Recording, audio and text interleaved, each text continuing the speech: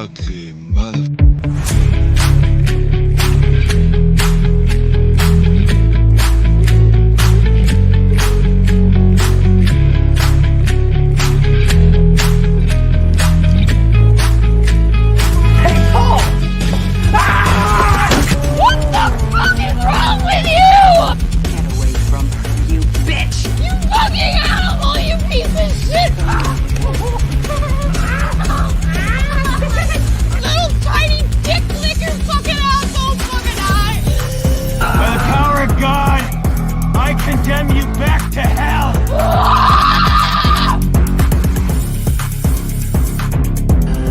You ready for this?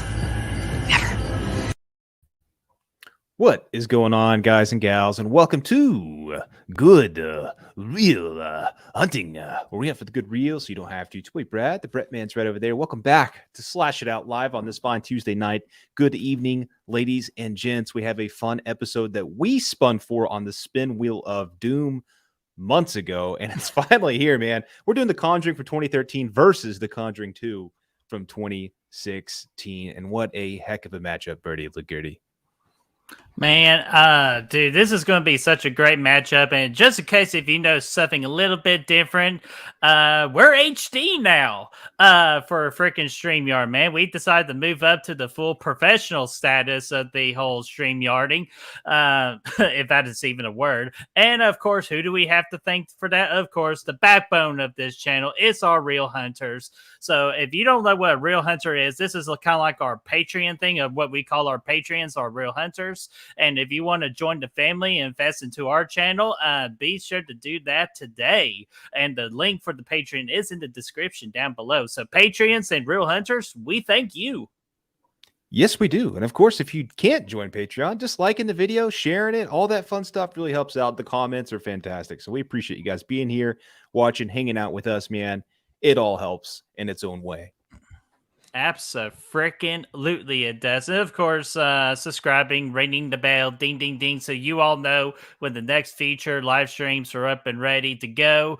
Because we are on that quest right now to that 1K for subscribers. And we got big plans once we hit that 1K. And we need your help.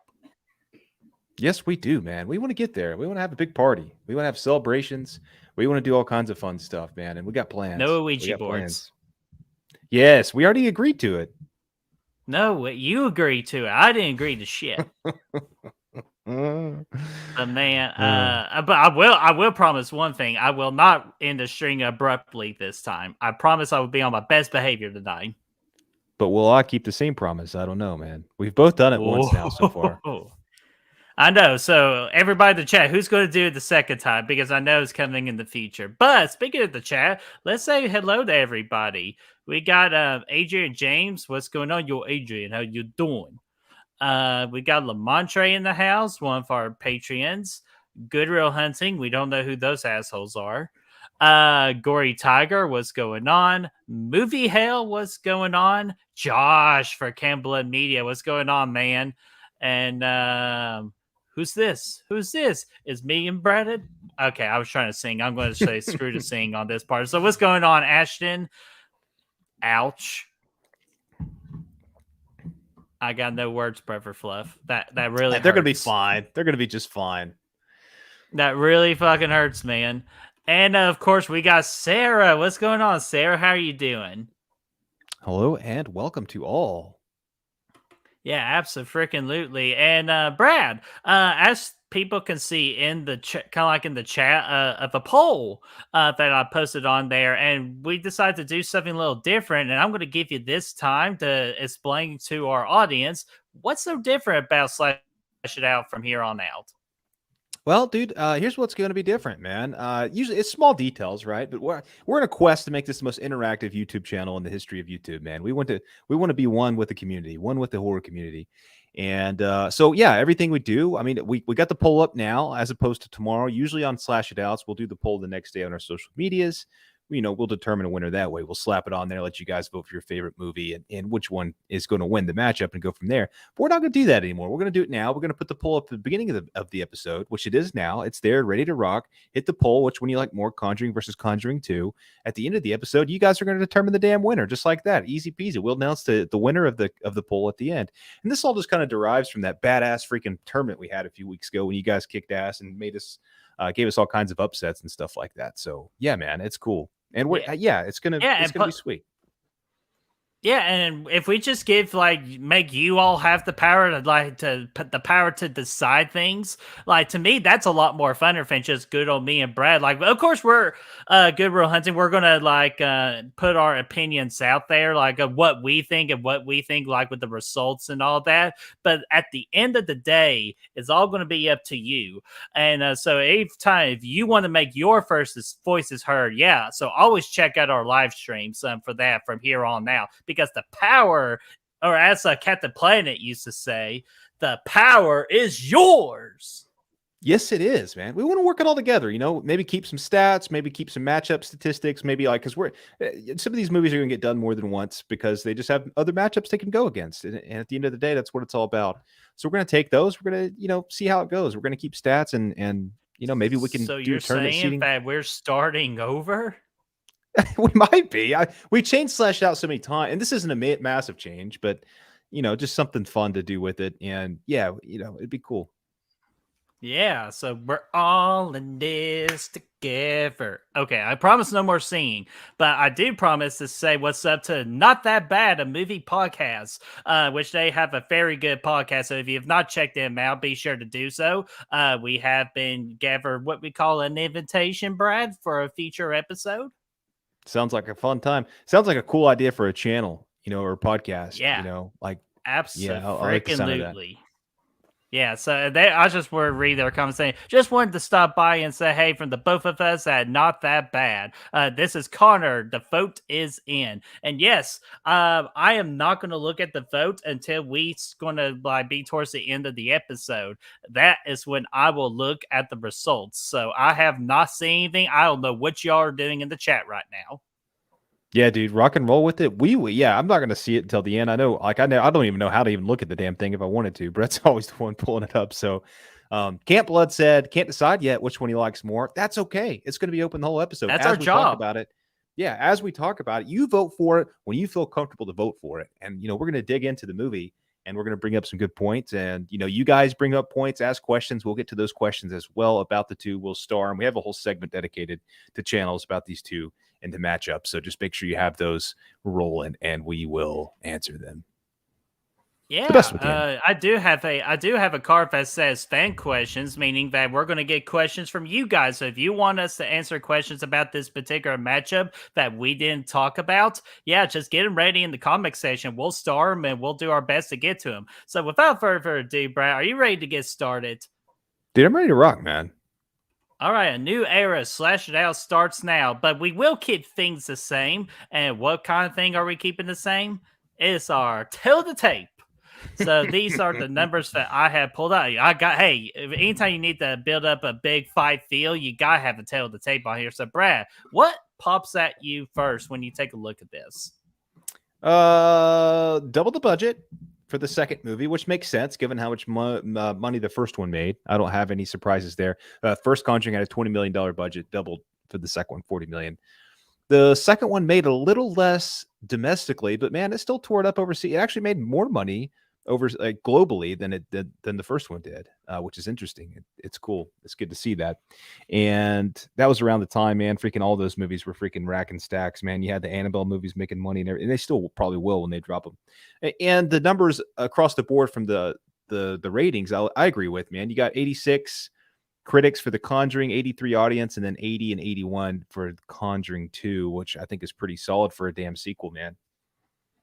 Yeah, hell yeah, dude. Absolutely agree with you. Especially kind of with the global box office.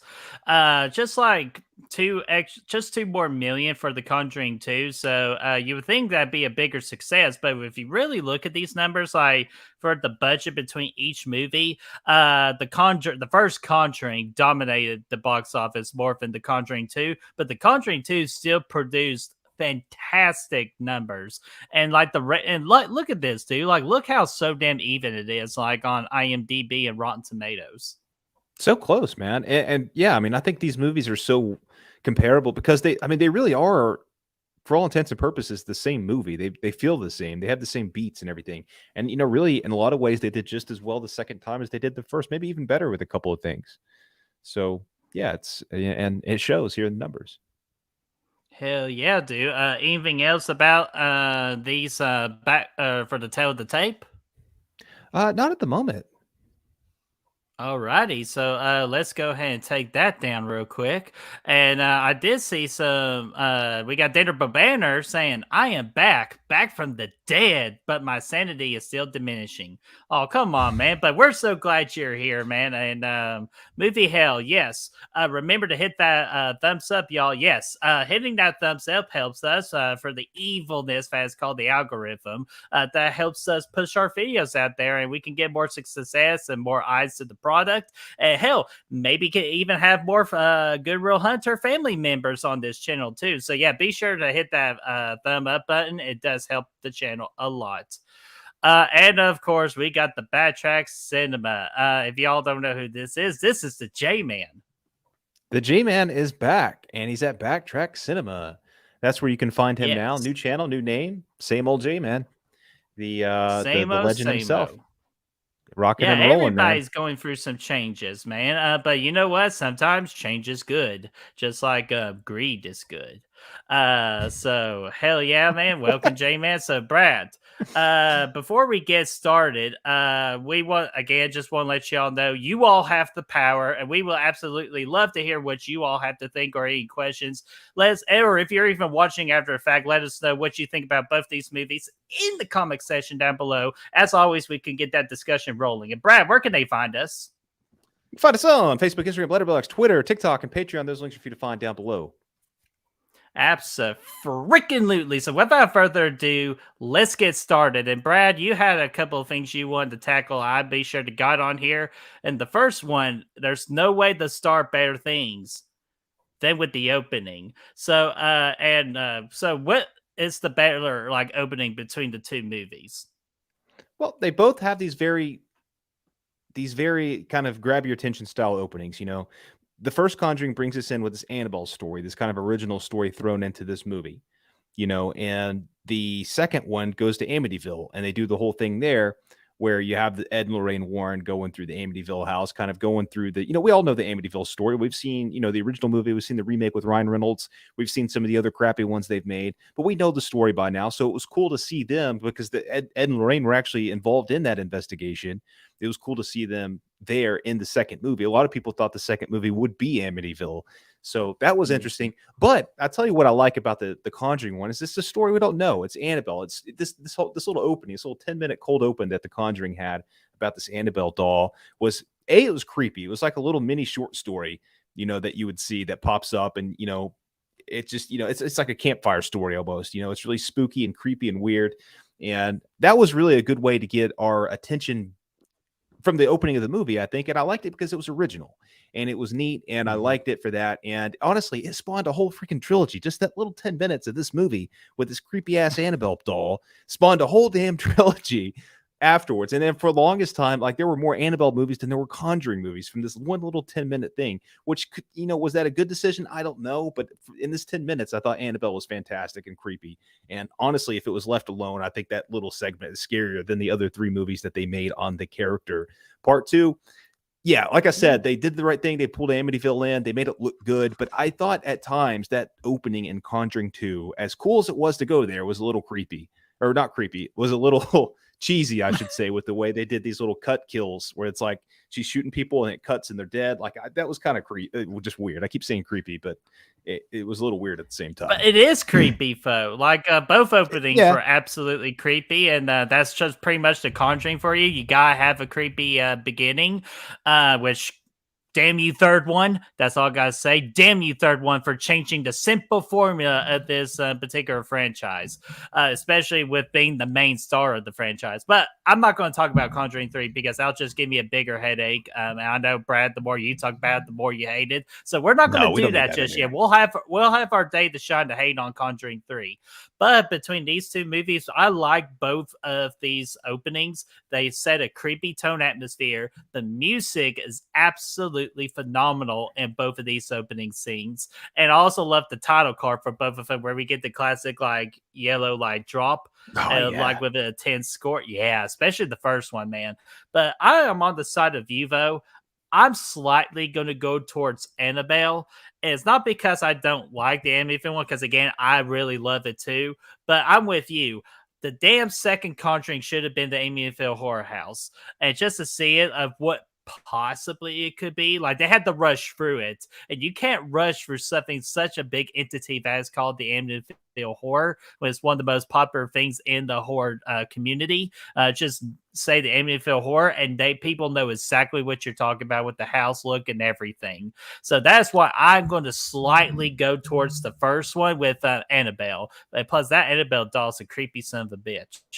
Yeah, I think so too, man. I found it just to be more, I don't know. That little doll is just creepy SOB at the end of the day, But yeah, I mean, like I said, the Annabelle stuff is interesting. It's cool, and yeah, I think a full movie there would have been an interesting way to go, just to really kind of let that do its thing. And you're right, they did have to rush through that little bit of a story there at the beginning. Yeah, but I mean, the people here seem to disagree with us, Birdie. They seem to like. I saw that Oh, Chris well, let's Snyder's in the pull them up, house. man. Let's say again, this Yeah. is their channel now. We need to hear what they have to say. Chris Snyder's in the house. He said thanks for the opening. Part 2 wins the category, and then Camp Blood came in and agreed with Chris and said same thing. Hmm. Same thing. Oh man. And you know what? That again, I don't blame you guys for that, because again, it is a strong opening. But it's just it's just the other thing too for me, is we just know the story of the Amityville Horror like a lot, because again, they made a lot of movies in that franchise. Some of them good, others horrible.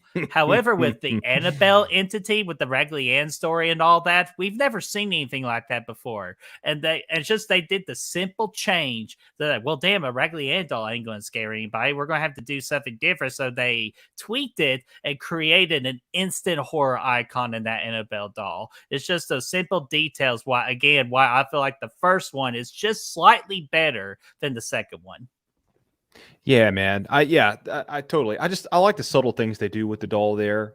Just the little like, we're getting this third party kind of story to Ed and Lorraine from characters who aren't really meaningful in the movie, but just the way they present it and everything, it's well done. But yeah. I mean, that's pretty much it. I don't really like. Yeah, I mean, Amityville was a tease, man, for sure. Yeah, Camp Blood said it. Oh, It was. you tease.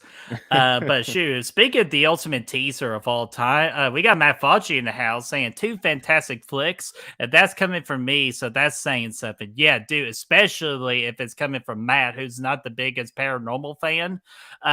Him loving these or really enjoying these 2 movies, that is saying a lot with how good these 2 movies are. Yeah, dude, and both of them are just so well made, man. At the end of the day, we're gonna put them against each other now, and that's what we're doing. But both of these are solid openings, and the movies themselves are really well made. And yeah, it's hard to pick one over the other in any category. Oh, hell yeah. And Brother Fluff, after that old Tennessee hate, you decided to try getting on my good side now, saying, I agree with Brett. The first one had a better opening by a nose. Yeah, definitely. And then I saw, where is it? Oh, Adrian saying those Annabelle eyes were so creepy. Oh yeah, dude. Absolutely. That's one of the strongest parts about the doll, in my opinion. Like there's like kind of glass looking eyes, but the black circle. Like it's a great design. And this is where the design came in. Like we gave it credit when we did Annabelle versus Child's Play a couple weeks ago. Mm-hmm. We talked a lot about this Annabelle doll and how good it looks. This is where it came from. This is where the design first, was shown light. And yeah, it was, and this is just a side part of the story. Like it really has nothing to do with anything. Yet they took so much time to give us an icon here in this opening few minutes. And yeah, it's to me, I just for that reason, it takes the cake here. Abso-freaking-lutely. So, let's see here. Let's get to our next one here. Let me go ahead and delete that. This one you actually brought up for potential for just a topic to talk about. It's called the setting comparison. So we're comparing the settings of both these movies, with the Conjuring house and what would you call it, Brad? Like like the kind of like a not an apartment, but Suburban what would townhome, you man. call it? Yeah, Yeah, it's like okay, a there you townhome. go. Yeah. Yeah, town hall. So, yeah, comparing the two, which one is just had the better setting? Go. So the first movie had this more traditional backwoods, big ass house in the middle of nowhere, very secluded. Really, a house we've seen a lot. A lot of these styles of movies have this kind of big ass house, with creepy stuff going on, and you know, yeah, we've seen it before. This was a strong one. I think it's a really good point, or it's a really good house. I think it's it has an identity of its own. It becomes a character to the movie and everything like that, and it really adds to the atmosphere. I think this movie is probably a little bit more atmospheric. The Conjuring 2 goes into kind of a city street, a row of townhomes in the middle of London, which I thought was really cool. I thought setting this, obviously, this is based on a true story, a true ghost story, rather, a true paranormal story that occurred at some point in the 70s over in London. And they take that story, they give us the setting of London, they give us a ghost story we've never really heard before, and give us that setting and really lean into it. There's a lot of cool London vibes in this thing, some good music throughout the movie that kind of lets you know where you're at and stuff like that. And I think that's really cool. What else I like about the second movie is being in that townhome community. It's not something we've really seen before in this kind of haunted house movie. I don't know if I've ever seen. I mean, Insidious 3 was kind of in an apartment, but I think that came out after this, if I'm not mistaken. But it gives you a little bit of a sense of security whenever you're sitting here and you're in this row of townhomes and you got you got neighbors all over you. It makes you feel a little bit safer, but you're not like we saw in this movie, like they run across the street to their neighbor's house at one point because shit was hitting the fan on the inside, and they go over there, but it didn't help them really at the end of the day. It just kind of followed them across the street. So yeah, I thought it was kind of interesting to have that kind of sense of security there with them at that in that townhome community. But yeah, it never really did. Yeah, I mean, yeah, that was interesting because I hadn't really seen much of that before. Yeah, very good point. But we haven't heard much about the famous paranormal story in London. Even though there's a classic song of "How come every time you come around my London, London?" Damn it, I gotta quit singing tonight. I'm just so excited, but. Unfortunately, as good as the setting it is for the Conjuring 2 with the rural street and all that, I gotta go back to that damn original the Conjuring house. I understand that's not the actual house of the Conjuring, like it's more like a farm base more than anything. But damn, dude, that house, first off, it's absolutely beautiful. It's great to look at. It's iconic. So when you show that house to the horror community, a lot of people are going to say that's the Conjuring house. If you showed that rural townhouse to the horror community, they're going to struggle a little bit, letting you know what house, particular house that movie was a part of. And plus, the main thing for me is with the first Conjuring, with that house, it's just the isolation of things. Well, they're so far out of, like, they don't have neighbors or anything like that. They are truly on their own in a secluded property, a private property. So when they need help from all the freaking spirits and the Conjuring and all that's going on, they got nobody to call for help. Yeah, that's a good point, and they do a really good job of factoring that in. Another big thing to point out on that, the first Conjuring in that big ass house, that secluded house in that big lot, is the lake that comes with it, because that provides some nice scares out there in the back. You got some nice they moments dump out all there. the nuclear waste. Yeah, right. And the hills have ice come dumping out of there, man. They have the hills. The hills people are all over this damn house. They're out there doing all kinds of crazy shit. But yeah, I think that lake out there. Yeah, piranha. That's Tobin Bell from Saw 6, by the way. Anyway, so yeah, I think they do some. Yeah, they do a lot of good stuff out there with that stuff. The trees in the back, man. You get the infamous scene of freaking the witch out there hanging around on the tree that Lorraine sees. That setting really sets itself up for that. And let's not forget the damn creepy ass basement in the house. I think I would agree. I think I do like the first movie better, but I do like what they did in the second one. I like it a lot, actually. It's fresh and new, and I like the London vibes, and I like having London actors or British actors in there, and hearing the accent and biscuits and all that fun stuff. But yeah, dude, there's a lot to be said about that first. But that basement with the piano down there, like that shit was creepy, and it worked well. And yeah, it was good vibes, really good vibes. Oh yeah, sorry, I gotta send a message. Go and ask Chris, or actually, I say I've thought it out. Chris, I'll say it. Do you like biscuits? Oh, dadgummit, he beat me to it. That's son of a bitch saying okay, sorry, I don't like saying that word, but they're GD cookies. They're cookies. Antonis is in the house, man. I'm just gonna get caught up on a couple of these. While we're on this category, Chris said, love being in England in 2, but I would get the house from the first one. Yes, as well. Let's see. Secluded House Danner says, too easy. Yep. Hey, Brad, real quickly, I'm gonna back out real quick and come back in as you're addressing those because you're lagging on my end, but I know you're good with the chat. So it's just a me thing. I'm going to be right back. Don't end the stream, dude, whatever you do. And also wash your hands when you're done. Camp Blood Media said, I guess the rural setting is better. And let's see what else we have going on. Oh, yeah. Chris and Dan are both said Insidious 3 came out before Conjuring 2. My apologies. I just figured since 3 and 2, like 3 came after 2. But yeah, that's not necessarily the case because Insidious came out before Conjuring. Oh, yeah. We got the ghost of Bill Wilkins. All that fun stuff, man. Chris said, great point, Brett, about the house being more recognizable. I agree with that. I thought that was a good point. And that's kind of what put me over the edge because, yeah, I mean, if you see the townhome from Conjuring 2, you might think you're in Harry Potter or something like that. You could almost see Harry Potter himself walking around out there. And there's a lot of traffic out on that street. It is what it is.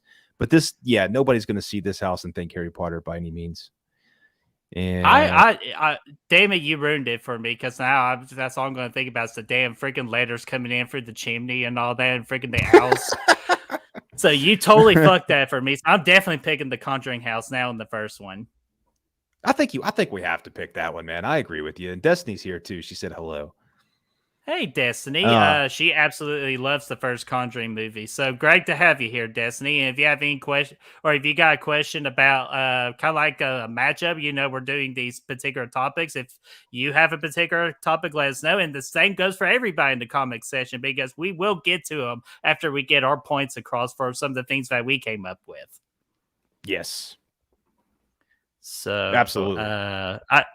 Yeah, still a little lagging on my end, but I know everything's fine on yours, so I'm just going to have to deal with it. Again, shitty internet from Charter. Thank you so much.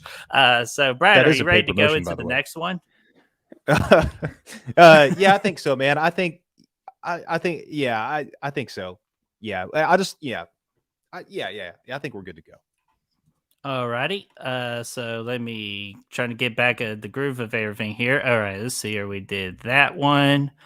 And story comparison. So which movie had the better story? And I'm actually going to combine both of them, if you don't mind, Brad, just to speed things a little bit. And plus, it kind of intertwines with the story comparison, and that is the better Warren performance. And what I mean by that, of the Warrens had 2 different types of stories from the first one to the second one.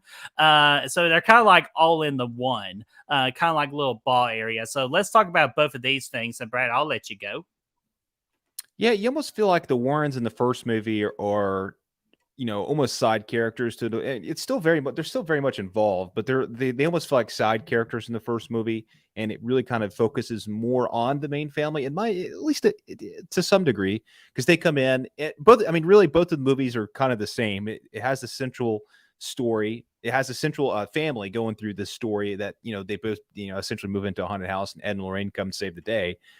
In a gist of what's going on. But I think in the second movie, they actually do a good job of focusing more on Ed and Lorraine and kind of giving them more of a story on their own, Whereas they do that a little bit in the first one, but I just feel like it's strong. Like the second one's got more love story vibes going on. We get to kind of get some backstory onto their marriage and everything like that. And, we set up some stakes in the movie with them. They're going to this haunting. They're going overseas to England. They're doing all this fun stuff. But, they've been through so much. And Lorraine, she's on the rails. She thinks that Ed's going to die because she saw this premonition. She saw, Valak at one point, and they're like, they showed Ed's death. So it kind of builds up to that and sets these stakes up for us at the end, at least in the Ed and Lorraine storyline, that Ed may die at the end of this. I don't know if any of us actually thought that he would, but that's kind of the stakes the movie sets up. And, it does I think a pretty effective job of that, to where it's pretty suspenseful at the end when he goes in the house and, he's out there like on his own. He gets blinded by the steam, Saw 6 style. Saw 6 is getting a lot of love tonight, man. I love it. And all for me. He goes in there and, gets sprayed with the steam and he can't see anything. And I thought that scene was all pretty good. And it's really all because the story set it up to be solid, and it set it up to be, you can actually feel the stakes there because we know how it could turn out. And I like that. And I also do like seeing the, obviously Lorraine, they had a lot to do together in that. Some nice moments, some nice tender moments. Same thing. I mean, the first movie had some great moments too, though. Oh yeah, and I just wanted to get Mia's comment real quick. First off, Mia, what's up, fellow Screen Warrior there, along with Destiny, who you saw in the chat too. Screen Warriors, what up? And she says, I'm surprised to see Brett on the Conjuring 2 side. Actually, yeah, this is like what you see on the top here. It's not we're on sides here. It's just like the Conjuring versus. But good to know that. So I will go back to the original background that I have, so I can easily see where that's confusing. So there we go. We're all good. So thank you, Mia, for that. And we're glad you are here because I definitely love the Conjuring. But except for this particular topic, I will go ahead and say I am completely on the Conjuring 2 side when it comes to the story because you, Brad, you took my damn big note of the night. Was that the first Conjuring, the Warrens were side characters versus the main characters. Like, trust me, they had a lot of like insight to them, but we are mainly focused on the family, and that was their story to tell. While in the second movie, we didn't want to do the same thing twice, so they made it a whole completely the Warren storyline. To me, I think it's a lot more better, especially where we got that connection from the first one, and we're more invested into their characters in the second one. So easily for me in this particular, like the story is easily goes to the Warrens and the Conjuring 2. Yeah, on the Ed and Lorraine side, absolutely. But not so fast, my friend. I'll tell you why, because I really do dig the main ghost story a lot more in the first Conjuring. Oh, I wouldn't say a lot more, because I do really love the Bill Wilkins stuff. All this stuff leading up to the end of Conjuring 2, I like a lot. It's actually really creepy, and sometimes it's actually scarier than the first movie at times. And we'll get into all that stuff later, but the story itself was pretty disturbing with this old man sitting on his freaking couch. He doesn't want to get up. He wants to watch Jerry Springfield. Who the fuck is that? Jerry Springer. But it's in the 70s, so he's gonna have to wait a while. And he's nice and cozy. But I liked all that. It set up for an interesting story, and the way it kind of the twist at the end was pretty cool. Now it did remind me a bit of Insidious 3, actually, which now knowing came out before this.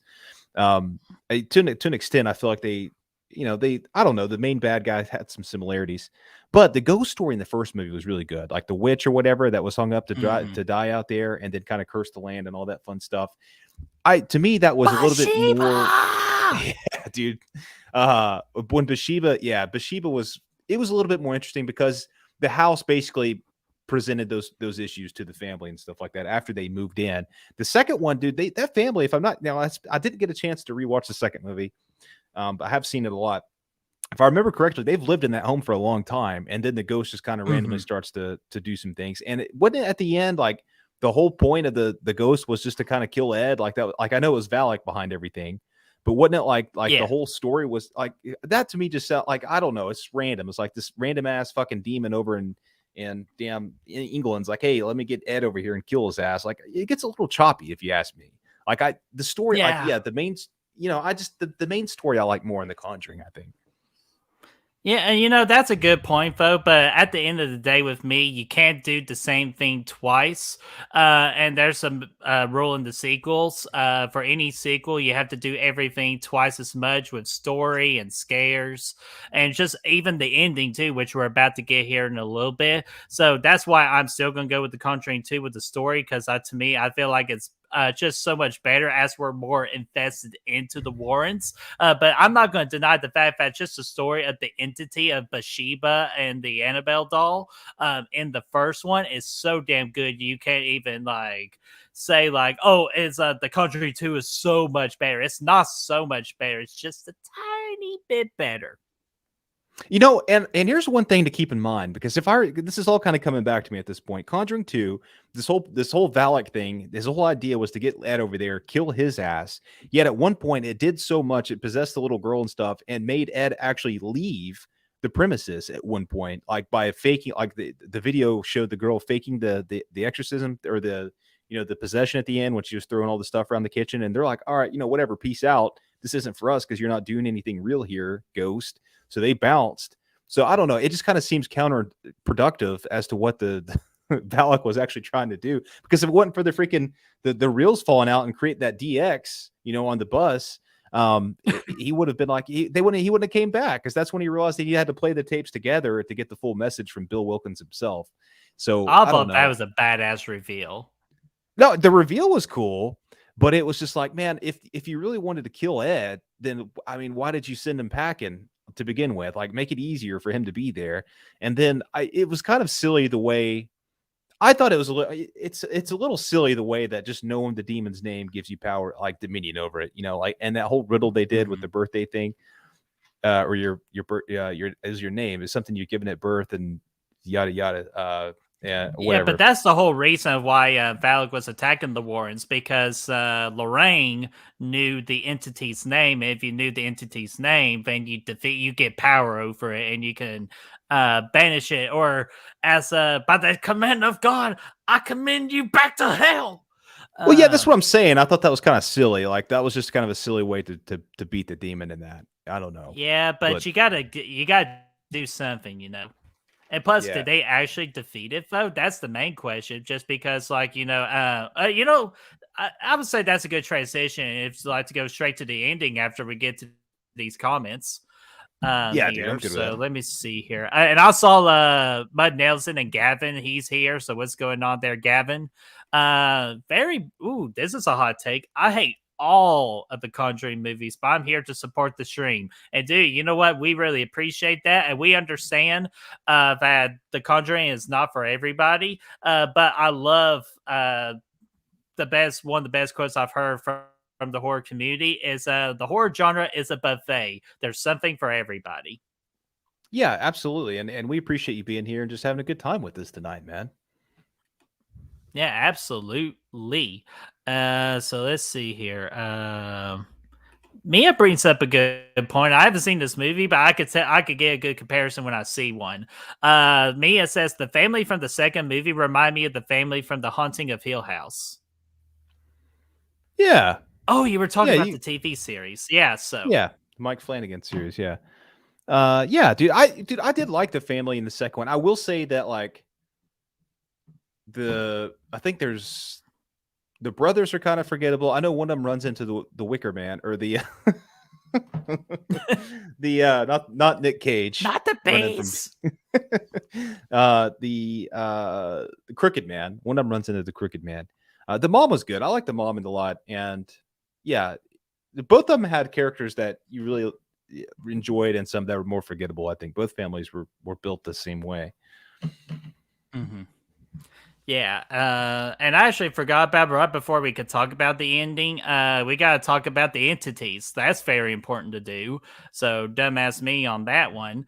So Brad, scarier spirits, and by the spirits I am referring to Bathsheba and Annabelle from the first one, and the second one we're talking about Valak, and also the Crooked Man. Which, yes, I understand that earlier today it has been confirmed that the Crooked Man is not happening, so that will not be a part of the Conjuring universe in its own solo movie. But the Crooked Man is still in the Conjuring too. So Brad, What do you think did it better? Like what we call in regards to the entities of both films. Now let's go ahead and put the crooked ass man all the way in last place. That's where he belongs because that sequence wasn't needed. It was just a random scare to throw in there. And I know they did a cool thing by not putting CGI in there where they could have, but it still just felt weird. Like that whole sequence with the crooked man chasing the kid out. Like I don't know. I wasn't a huge fan of that. That was the one scare in that movie that felt a little silly to me at the end of the day. Now, The Nun, her movie aside, I'm going to give mad props to here. I thought the Nun was absolutely terrifying in this movie. Yes. The way that, and you want to know why? Why is that? Because she was practical. No CGI was used, unlike the freaking Nun movie. Those sons of bitches. The freaking practical effect work of the Nun in the second one was absolutely fantastic. And not only that, are you ready for this, ladies and gentlemen? Valak, the Nun, was not originally in The Conjuring 2. Right. Yes. They threw that in there, right? Because they wanted to have some more spooks. And I think it worked out well. I think and then she becomes the main villain of this movie, which is interesting. But yeah, they did some really good things with her in here. Remember the scene at the Warren house? Like it was actually like a dream sequence Lorraine was having when she was doing like her sketches or meditation or whatever it was that she was doing. And she ran into the daughter pointing at Valak in the hallway was done really well. And all that was really creepy. And then she looks up and sees her at the hallway and and then she just kind of creeps into the other room and then she follows her in there and then she converges into that fucking portrait on the wall. That was a good jump scare. That was really good. Even though we all knew it was coming. We all saw it. We're like, this is so and then it got us anyway. So I like that. And I like the little subtle thing with Valak too, with her name being popped up all over the Warren household, like on the letters on the wall, like on the fridge, and then like on the bookcase and all that stuff, like Valak was spelt out. I thought that was cool, like on second watch and stuff, and kind of creepy. So I like that. That was really good. And maybe you talk about Bathsheba or whatever you want to talk about for a minute. I feel like I've been talking for like 28 minutes. Bathsheba! God, I just love saying that. I don't know why. Because again, and Danner, if you're still in here, this quote is for you, right, man? Bathsheba was an evil bitch. And in all the best ways possible. She was so damn cruel. Just a story about like how she always possesses the mother of everybody that stays in that house and murdering children. Dude, what could freaking the Valak do that's more brutal than that? What could the Crooked Man do that's more brutal than that? So I'd say in this particular category, The Conjuring dominates because again you get the classic Annabelle doll, which is now a horror icon, and just we get snippets of it. When we get those snippets of it, they are some of the highlights of in the entire movie, while the snippets of the Crooked Man, not so high at all. And it's just mainly they got to rely on the backbone of Valak, which I'm glad they added the Nun into The Conjuring 2, because to me that saves that movie. I cannot even imagine what it would have been like if the freaking Crooked Man and Bill Wickett, Chris, I know Chris said it in the chat here. Bill Wilkins. Yes. Dude, he was freaking scary. And I started a comment from earlier from Danner going, "My house." Oh, okay. That's actually a question. So sorry. We'll save that for the section. So good man, Danner. Just want to get that out there. So, but yeah, the first Conjuring with Bathsheba and Annabelle dominate more than Valak and the Crooked Man. See, I think a lot of the things that are scarier in the first Conjuring movie is the build up, like a lot of that stuff they're doing to build things up, and the foreshadow, like the way things are set up throughout. Like for example, you get the hide and clap game in the movie. You get it early, like as soon as they move in, before they even know where they're going in the house, where they even know where their bedrooms are at. There's boxes everywhere. They're playing hide and clap in that son of a bitch, tripping over boxes. Like I don't even know how they can do anything at that point, because that place is a damn mansion. But anyways, it shows them just kind of innocently playing the game early, and then it pays off later with that nice scare, which we'll talk about here in a little bit with the question. So that's kind of cool. I like that, and then when the mom's playing hide and clap with one of the daughters, it brings her over to that wardrobe thing, where all the clothes are at, and it gives you that little nice spooky thing there that really pays off later whenever Bathsheba's ass is up top with one of the best freaking jump scares in both of these movies. Whenever the girl walks up Or she's the sleepwalk thing is another thing that pays off. You know, we see that early. Innocent, it's another big deal. She sleepwalks a little bit. You know, they catch her, they put her back in bed, no big deal. But this time she's sleepwalking, she's hitting her head on the freaking wardrobe, and then it pays off with that big Bathsheba jump scare, and works out really nicely. Because James wants the freaking goat, or as I keep on saying on TikTok recently, he's the goat, the goat. and yes, tonight's hashtag is going to be justice for Bill Wilkins because, as Chris said, he was poor Bill Wilkins just wanted to sit in his chair and have peace. I actually felt bad for him, but he also had the best scares of the movie. Absolutely, he was the one that freaking scared me the most out of the second Conjuring movie for sure. Yeah, and I mean, we can bring up Bill Wilkins a little bit here. Like, he's very much an entity as well. You know, he's more of a ghost, like a friendly ghost at the end, it turns out to be. But good point. Not as friendly as Casper. He brings up some great scares, man. You get the My House jump scare. We get him sitting on the chair. Like, one of my favorite scenes in this movie is when they're doing that. Whenever the main girl is possessed and they're recording her voice and stuff, and like you can see her kind of like she's out of focus in the background. You know, and her face kind of slowly turns into Bill Wilkins' face, and the voice is already there, and it's really creepy. And she's talking about, "What are y'all doing in my house?" All that cool stuff is really that's a creepy sequence, and that's all Bill Wilkins right there. Dude, and the editing of that scene was absolutely astounding. Like I even still wonder how they freaking pulled off that. Yeah, dude, I concur, and I'll go ahead and say it, man. I like Bill Wilkins in The Nun more than Bathsheba, for sure. I think, dude, they actually like the design of the nun, like in this movie, was so scary. I remember being really creeped out watching this movie, and I saw it a couple times in theaters. It scared me every time I saw it, and it's because of this. Yeah, you tried to grab my arm as we watched it. Oh, fuck off! No, I don't think that. I don't think it's necessarily a scarier movie, but I think the entities themselves are scarier. The story of the entity is better than the first one. It gets messy. They're all really good. But yeah, I think the story is better for the entity in the first one, but they're scarier in this one and in Conjuring 2. Okay, that you know what, I respect that, and that's a good point. You brought up like story goes to the first one, if like with the entities, but what's actually scarier is the second one. I will agree with you on that. But man, I just love the first Conjuring, folks. I always have to go with that evil bitch Bathsheba because she gave me the biggest jump scare in horror movie history for me. Because like I'll still say that's freaking number one. It's the biggest jump scare in my entire life. Oh, dude, it was epic, man. Yeah, it was so good. And yeah, Chris Pot, you know, we talked about that reveal earlier when he does the X marks the spot thing on the bus floor, and it's like, "Help me, they won't let me go." And what does it say? "Help me, won't let go," or whatever. And then the other one was "me, won't let go," whatever. And they put them together, and that came out. That was that's when Valak pops up behind him, and all that. Yeah, dude, that was a great reveal. Yeah, that was freaking spooky as a mofo. Yeah, and freaking Chad's in the house, freaking stirring along there. And just in case, most of you know this by now, but just in case if you're new here for after the fact or at some point in the future, Chad and his buddies at James Grimm's channel, if you go to James Grimm's channel of My Special Boy, is a Friday the 13th fan film, and you do not want to miss it. So go over there and check it out and support those guys because they brought out one hell of a fan film.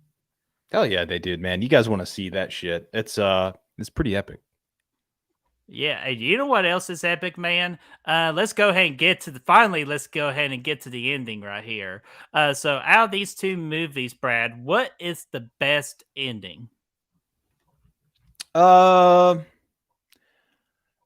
I will say in both movies, I like the build up more than I like the actual ending itself. I think they both, to me, almost is the weakest point of the movie is for both movies is the ending. I don't know. I like when Ed's going through the house in the second one. You know, he busts in the side, the door's locked. He just busts through there. He goes in through the basement. All that cool. Like I said, he gets the steam shower and can't see. He's blind. I always thought that was a little bit more tense because Ed is somebody like, you know, obviously he's been around for 2 movies now. You care about him and you set up the stakes that he could actually die in this movie. That was pretty intense for me. I did find it corny whenever he's hanging out the window holding up the kid and Valak comes in there and throws Lorraine against the wall, and she said, "Hey, Bathsheba, or whatever your name is, Valak, I own your ass now," and then she just freaking floats away. I condemn you back to hell. Yeah, I don't know. The first one is a lot more intense. I thought they were throwing everything at the freaking wall in the first movie. Like the buildup was really good, and the ending. I'm not saying Mhm. it's a bad ending by any means, but the buildup was just so good. And then the end turns into kind of your more classic Exorcist story with like shit flying around and upside down chairs and blood popping up and stuff like that. But it was super intense and it was super good still. And it gets emotional Mhm. too with the mom getting possessed and all that stuff. So yeah, man, I don't know, man. I think I would probably still go with the first one, but the second one's pretty close. Yeah.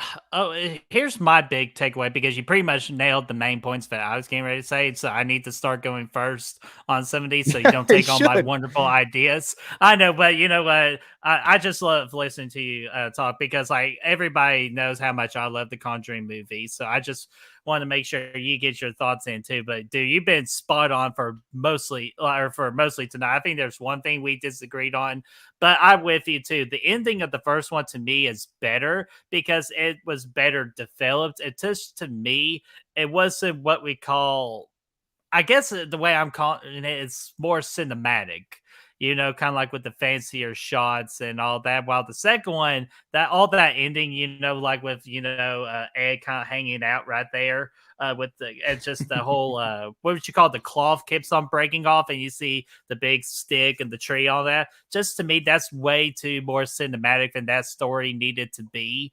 So that is why like the first one is the best for me. Just to me, it's just more genuinely scary. Yeah, of course they like elevated their game at the end too, but to me, I don't think it was as cinematic as they made it in the second one. Um, yeah, I agree. I think that's a good point. Yeah, I think the second story really leaned on the emotional impact. It leaned on that relationship with Ed and Lorraine, and it did make that ending a lot better because of that. I mean, not necessarily better in the Mhm. first movie, but it could have been worse. The ending could have been a lot of that you said, like him hanging out with the curtain ripping off and all. It could have been really silly. It could have been really goofy, and they did well enough with it to actually make it feel meaningful and have you invested in it and caring and wanting Ed to not hang out anymore but to be pulled back in. And I think they did a pretty good job at that. Chris brings up the Mhm. music in Conjuring too. That's a good point. I think that the music is good and Yeah. really both of them, but yeah, that one is pretty Mhm. epic. I don't know. Even though I'll give it the music part to the second one with when Patrick Wilson starts singing "Falling Elf. in Love with You" by Elvis. Dude, I Oh love man. that. Like to me, that was just such nice and subtle moment in the movie, like taking a breather from all the scares and all that. Kind of like how in the first movie you had that breakfast scene where it was just nice, calm, and peaceful. So yeah, that was a really damn good singing. "Falling in Love with You." It was a Damn it, I nice gotta sad quit moment, but singing.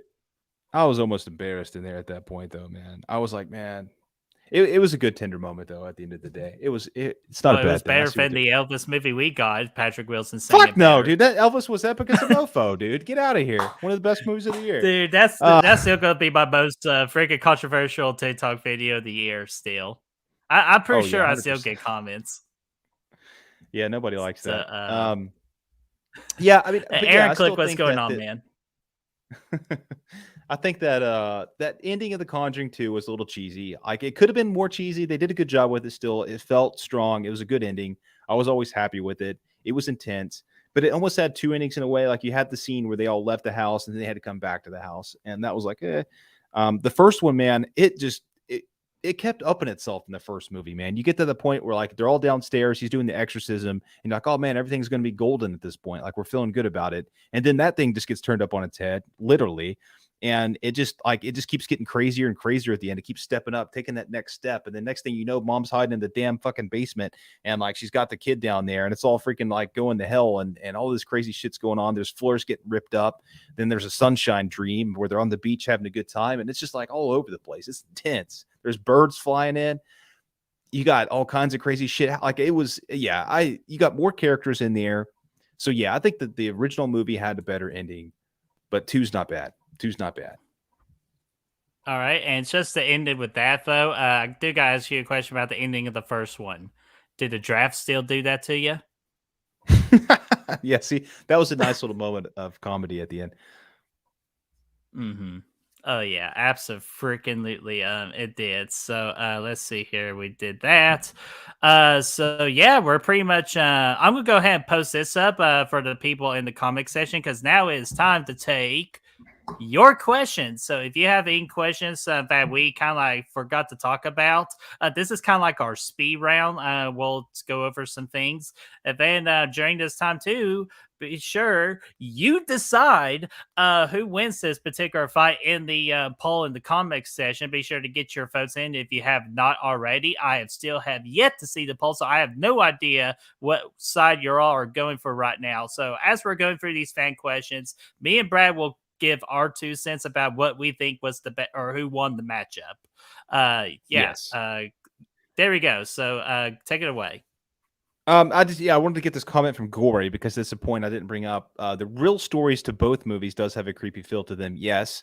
And one point I did want to make is that Conjuring 2 does a better job of making you feel like making it feel like a true story. Like I know these are both based on true stories, but Conjuring 2 I felt like that did a better job of kind of making it feel like the true story. Like it pulled in those audio clips at the end of the movie from the real Bill Wilkins and showed those real pictures of the girl levitating and all that stuff. And they also bring in a nice little side story in this movie about, the Warrens battling, out their legitimacy. Essentially, they're getting questioned on, the way they handled Amityville and, how legit are these people and the frauds, people calling them frauds and stuff. All that was an interesting story dynamic for the second movie that I really enjoyed.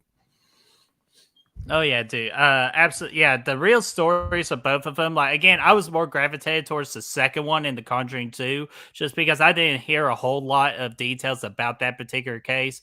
But man, us as a horror community, we all know about the story of the first one, The Conjuring House, and all that. Like, it's been done so many times. So it was just to me refreshing with the second Conjuring, although that was supposed to be the damn Amityville horror movie.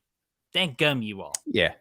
But, it was really cool for them to bring a lesser known haunting story, and bring light to it. Because I'm glad they did, because that's the story, like the Einfeld, is that what's called Einfeld haunting or something like that, I think. Einfeld, Einhorn. It begins with an E. Like you're getting there. Like somebody will say something in the comments, but you're really close.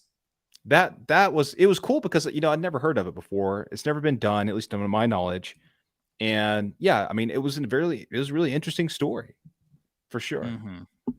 Yeah. And before I get to these I so far see two in the chat right now to address some of our good questions. I have like 2 quick speed round ones for you. Okay. Actually, or one main one. I forgot what the second one was just now. I love how that happens, but I do remember this one. Out the 2 children of this movie of Janet and Joey King's character, which child had the best performance? Which one was the one that had the scare when they're looking into the corner, saying that there's something in the corner? And that was Joey King. Of course, I picked the best one. Yeah, that one, because because that scene alone. She's in Bullet Train, Brad, right here, Bullet Train. Look, man, she sucked in the movie. No, she did not. No, but no, she was really good in this the Conjuring flick. That scene where where she's laying in the bedroom with her sister, they got their 2 separate beds, and she's like, there's something in the corner, and like it's looking right at me and all that stuff. Like she carried that with her performance. There was nothing ever shown on screen. It was just showing us a dark corner. The way the emotion, the fear that she put through the lens and brought to us was just freaking legendary, man. It's probably, to me, like the scariest moment of both of these movies, and it's literally all because of her. So I think she takes that cake all day.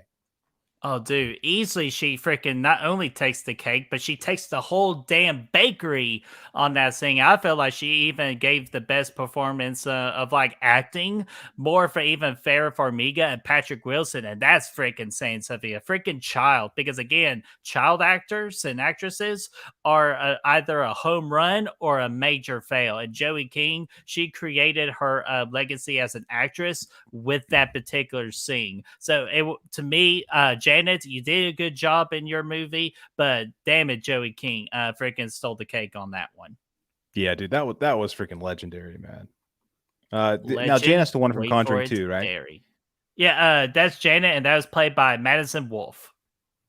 Yeah, she. I mean, again, that was great too. It's solid, but Joe King won it for me in that one scene. That now Janet did some great things with being possessed and all that stuff, and being really creepy with with all that. But I'm sure a lot of that was post production voices and stuff like It that. Not to is. take anything away from her physical performance, because that was really solid too. But yeah, Joe King, man, just did it. She carried that whole sequence, made the best scare happen. Yeah, absolutely. And before we get to the results, let's get to these two questions. So if you have any last minute questions in the chat, let us know, put them down. We're going to get to them. So this one I kind of accidentally revealed already, but let's get to it anyway.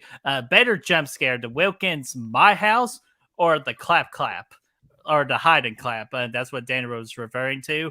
To me, in my opinion, the only reason My House wins is because the hide and clap of like one play high and clap was shown in the trailer, unfortunately. So that's why I'm going to go with My House with Bill Wilkins. Don't take it away from me. I don't know what else about to say, but yeah, give me clap clap all day, and it's all because of the build up for it. Like I said earlier, this was set up perfectly with the way this game, this little child's game, this children's game was set up earlier in the movie with them hanging out, playing the game when they first moved in. Very innocent, very like, nothing, it's a very, it's a fun game. It looks like a good time, hide and seek, but with claps. It's really fun. And then they do it again later, which gets a little bit spookier that second time with the wardrobe. And then this time in the basement, after our girl gets thrown down the stairs and all that stuff, which that was all intense too, because the basement's already kind of been built up to be spooky. Then you put her down in there. There's light bulbs busting out. She can't see anything. She's got the freaking matches lighting up one at a time. And then that happens, the little clap over the shoulder.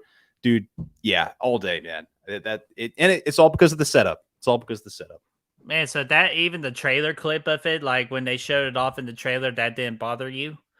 No, because it's not like because they show it in the trailer doesn't take away from how good of a scare it is. Yeah, it may spoil you for it, but it doesn't make it. James Wan didn't make the trailer; he made the movie. So yeah, I'm not going to detract from an awesome moment just because the production company showed it in the trailer. I think it's pretty epic. Oh, okay, dude. Yeah, you freaking sold it right there. So I'm changing, not so fast. I'm changing my pick to the clap clap. So. Oh yeah, and plus that's my dream someday is if we ever as a horror community, we just play one humongous ass game of clap clap until Jason kills us all while we're blindfolded. Oh, yeah, well, as long as we don't freaking have sex, do drugs, or anything like that, I think would be good. Let's see here. Not that bad. A movie podcast with their question of which film do you feel had a better builds to their scares? Damn. I'm going to have to do a tie on this one because they both equally did a great job with the build up to their scares. Kind of the same thing I was saying before a couple times. Easily Conjuring for me because it does build those things up. The sleepwalking, the hide and clap, the wardrobe, all that stuff is presented to us early and then amplified later when shit's hitting the fan. So yeah, I'd give it to that. The Conjuring 2, I don't really remember a lot of specific moments or a lot of things being built up that well. They didn't give us that foreshadowing, those little things like that. It still had some really subtle scares in the movie, but the build up, yeah, Conjuring did that much better, I think. Yeah. Anyway. Alrighty. And again, to me, it could go either way. I'm just doing a good old T for a tie because I just can't decide at the moment. Dude, no, guess T, what? yeah. T for Tennessee. That's right, man. If you've seen Rocky 3, you know how that story ends. Yo. Man, I know you told me never to have talked about before a show, but I keep on screwing up. So of course I did. Did you have a Baja Blast? Of course I had a Baja Blast. I had Baja Blast. I had nachos. I had the freaking potato tacos when I said no lettuce, but they put lettuce on it anyway, like a bunch of idiots. And then I had nachos. Oh, yeah, I mean, I can't fault you in the nachos. Oh, dude, especially when you do double meat and the double cheese, game changer. But anyways, we're not talking about food because we got to get to the results. So, Brad, I think we've gone a little bit over an hour, so we need to wrap this up. So, are you ready to see the results? Let's see it. All right, actually, let Drum me see roll. the Do you have a drum? comment. Hey, hold on. Oh yeah, Look I at know. this. I'm about to say, hold on. Yeah, Chris, you slimy son of a bitch. Freaking getting us one last moment here. So, which film had the better side helpers? The Conjuring one with the cop and James Wan look alike. Which, damn it, Chris, you ruined that for me now officially. Or Conjuring 2 with Morris Gross and the lady, forgot her name. I'm gonna go simply with the Conjuring one, just to me with the cops and the James Wan look alike. Just to me, have better comedic timing and just better comedic jokes. And they were kind of like our characters to help us calm down. While the other ones, I felt like they were just too invested into the story, and then bring that kind of like happy personality to it. It not involved here, but if I had to take a first place winner in all of the side helpers, it would be those two goons from the Insidious franchise, Lee Winnell and his buddy Specs, he is Specs. Absolutely. But they're not in this movie, so I'm going to have to give it to the cops, or the cop and the James Wan guy and the first one, because that cop dude was funny, man. He had some, like you said, great moments of comedy. That whole thing at the end, was it the draft this time? Like, yeah, all that was good. They're just more memorable, in my opinion. The people in the second one are good, but it's like, at this point, like, it's so parallel to the first movie that I almost will always give the edge to the first, because they're a little bit more memorable. Groovy. Yeah, the freaking James Wan looking like kid on the older dog going, yeah, it's groovy. Groovy. Yeah. I need a UV light. I need a UV light. Gosh, just don't let it show on freaking James Wan's lookalikes' hands. But anyways, Chris Snyder saying Tuck and Specs should have been in these movies. Dude, I feel like that would have been amazing if like you kind of like just combine like whole one paranormal like universe, and they are always a part of it. Dude, Elise, man, could have popped in. Elise and Lorraine would be freaking BFFs. Oh, freaking tag team. Like, we need a fan film of that now. So, Warner Brothers, if you're listening. No, I'm just kidding. Last time I checked, Warner Brothers don't listen to shit. But, so, Brad, are you ready for the results? Yeah, dude, I'm going to play a random song. I don't know how it's going to go, guys. Just bear with me. It's called Feeding the Ducks, and it's going to play until Brett gives us the results. What? It popped up. It's on here, dude. It's background music. It is what it is. Let's rock it. Yeah, this is the anticipation music. You know what? This actually suits you for all the times you text me when you're trying to say fuck, but you always say duck. So there you go. So call it justice. So here we go. I'm going to click on it right now. This is the drum roll. With 19 votes, The Conjuring 2, The Conjuring with 63%, and The Conjuring with 37%. So The Conjuring wins. No, so The Conjuring had 60-something, and The Conjuring 2 had 30-something. Yeah. Correct. 63 to 36. I'm getting ready to take a picture so I can write down some stats. There we go. So I'm going to keep a stat line from now on with these particular things. And and guess what? You guys decided. So congratulations to you guys. And I feel like, in my opinion, you did make the right choice. I agree, man. For a sequel, I thought Conjuring 2 was damn good. It was a very solid follow-up. It didn't drop off in quality. There's just some things I like better about the first one, and yeah, I mean, a lot of things I like better about the first one. And I think by a narrow margin, I think it is the better movie. I would agree with you guys. Yeah. Oh yeah, absolutely. Everybody knows my love of The Conjuring. It's the freaking golden reel. It's the one that gave me newfound on life with just finding a brand new community, finding you guys, and of course I gotta thank my good buddy over here, Brad, because he was the one that did that one last chance of trying to convince me to love horror movies, and he showed me The Conjuring, so The Conjuring brought me here today. But that is no disrespect to The Conjuring 2. I feel like it's one of the best horror sequels out there in the horror genre. So I'm going to do a quick rating with The Conjuring. It's a golden reel 5 out of 5, while The Conjuring 2 takes home at a 4.5 out of 5. I would give Conjuring a 4.75 out of 5, and I'd give the second one a 4.25. Damn it, I knew you were going. As soon as you say Conjuring 4.75, I knew you were going to say 4.25. Yeah, I mean, they're both really enjoyable. They're both very good, solid horror movies, man. And honestly, The Conjuring, depending on the day, could be a golden reel for me. Sometimes I just kind of take away a little bit once it gets to the third act. And that's fair too. And quick, easy map for both of them. Both of those are welcome to primetime, bitch. And so let's see here. Happy, yeah, there we go. Happy with that win. And it's a shame that the Conjuring 3 wasn't as good as these two. Again, we Dude. will get to that son of a bitch movie in the future because, yeah, I was extremely like the biggest movie screen in my entire life to see this movie. It was me and two other people. And I was like, great. It's kind of like I'm almost by myself. I got this big screen, big speakers, one of the biggest theater experiences I've ever had. And I got that piece of shit. But again, that's for another day. So disappointing, man. It was so disappointing. And I could accept this win despite having voted for The Conjuring 2. Can't go wrong with it. Exactly. You really honestly can't. But again, I feel like you guys made the right decision. Yeah, dude. I think so too. I can't concur. Yeah, I'd be happy either way, but I agree with it. Oh, yeah, like if The Conjuring 2 won, I wouldn't have complained at all just because it wasn't a freaking Friday the 13th Part 6 and Halloween scenario.